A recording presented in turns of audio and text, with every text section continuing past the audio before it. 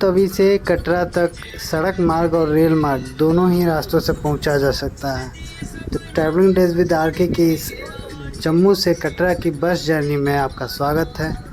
यह bus stand Jammu Tawi railway station के ठीक बाहर ही है। यहाँ से कटरा के लिए बस मिलेंगी। जम्मू तवी स्टेशन पर उतरने के बाद बाहर निकलते ही सबसे पहला काम आपको करना होगा, एक सिम ले लेना होगा ताकि आगे कोई समस्या ना हो और इंटरनेट और कॉलिंग आपके पास उपलब्ध रहे। इस बस स्टैंड में सरकारी और प्राइवेट दोनों ही तरह की बसें रहती हैं। कटरा तक नॉन एसी प्राइवेट का किराया 120 रुपये और एसी का किराया 160 रुपये है, और वहीं सरकारी बसेस का किराया 83 रुपये और 140 रुपये के लगभग ऐसे कुछ है। ये प्राइवेट बसें बिल्कुल फुल होने के बाद ही यहाँ से चलती हैं।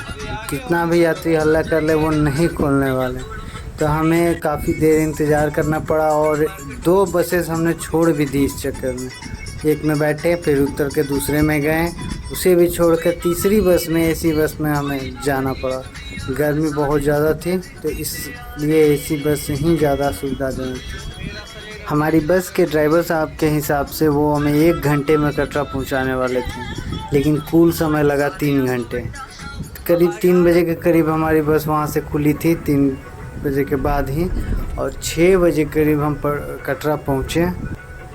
तो जम्मू से कटरा के 48 किलोमीटर के इस यात्रा में, बस यात्रा में, ये बस वाले बीच में एक ढाबे पर रुकते हैं और लगभग आधे घंटे वहाँ पर लग जाता है। जब वो रोक रहे हो लोग नाश्ता करते हैं, कुछ मुझे समझ में नहीं आया यार, 1-1.5 घंटे की यात्रा में आधे घंटे बस बीच में कौन रोकता है, लेकिन क्या ही कर सकते हैं। खैर, ट्रेन से और बस से दोनों ही से इस रूट का, जम्मू कटरा रूट का बहुत ही खूबसूरत नज़ारा आता है। और रास्ते में टनल, स्कूल, बहुत सारे दिखेंगे और ऐसे खूबसूरत नज़ारे पूरे रास्ते देखने को मिलेंगे।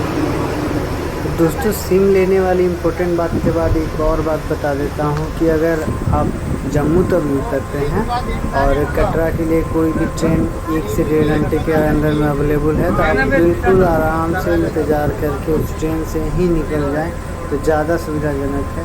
क्योंकि बस में फिर वहीं 2 घंटे 2.5 घंटे से ज़्यादा समय लग जाता है और प्लानिंग एक्चुअली गड़बड़ हो जाती है। यह जम्मू से श्रीनगर के लिए जाने वाली NH 244 है, जिसके रास्ते में उधमपुर, रामबन, बनिहाल ये सारे जगह आते हैं। तो श्रीनगर के लिए भी बसेस इसी रूट से जाती हैं। बीच में एक जगह पड़ती है डोमेन, जहाँ से कटरा के लिए एक रास्ता निकलता है। तो उस रास्ते पर हम लोग मुड़ जाते हैं इस NH को छोड़कर। पूरे रास्ते में अभी बीच में कहीं कहीं पर काम चल रहे हैं, सड़कों को चौड़ा किया जा रहा है और नए पुल भी बन रहे हैं। तो पूरा हो जाने के बाद पूरा रास्ता इसी तरह का दिखेगा। अभी कहीं कहीं पर थोड़ा बहुत डिस्टर्बेंस है। नॉर्मली ये बसेस जाती हैं कटरा बस स्टैंड तक, जो कि बिल्कुल कटरा चौक के पास में ही है और बहुत ही सही लोकेशन है। वहाँ से सारी सुविधाएं हमें मिल जाती हैं।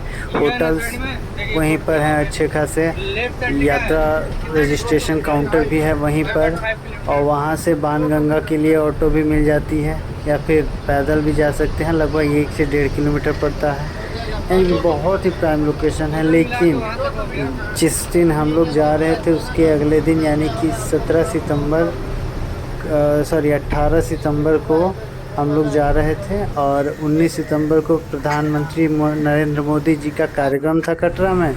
तो उसकी वजह से शहर के अंदर बस को जाने नहीं दिया जा रहा था। तो बाहर में जो नया बस स्टैंड बन रहा है उसी कच्चे बस स्टैंड पर हमें रोका गया, वहीं पर हमें उतार दिया गया और वहाँ से फिर लगभग 2 किलोमीटर कटरा चौक हमें ऑटो से जाना पड़ा। और बस से चलते चलते सामने ये त्रिकुटा पर्वत का नज़ारा और प्रथम दर्शन। तो आप लोग ट्रैवलिंग डेज विद आरके की जर्नी में आगे भी बने रहें।